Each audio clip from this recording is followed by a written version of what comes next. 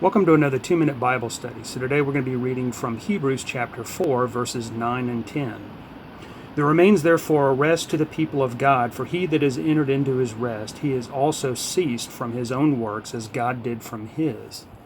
Now this is one of my favorite verses in the New Testament, and I was reminded about it today when Jeremy was speaking about the rest of God.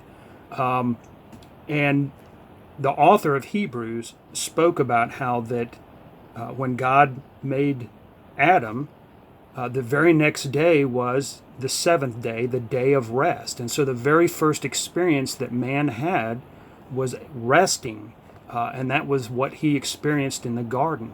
Obviously, every day God provided for their every need. They didn't have to hunt, they didn't have to do anything.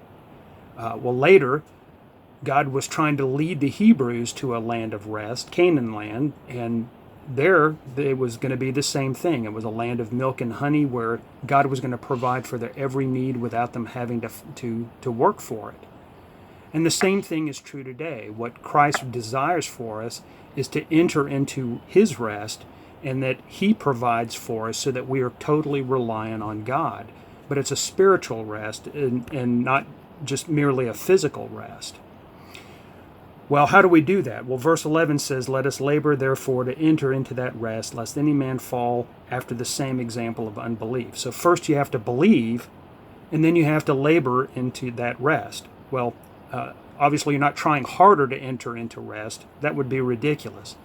But rather, you have to cease from your labors, as verse 10 says. And that's a lot harder than we think because it's so ingrained in us. But as soon as we cease from activity, we will enter into that rest that Christ has for us. God bless.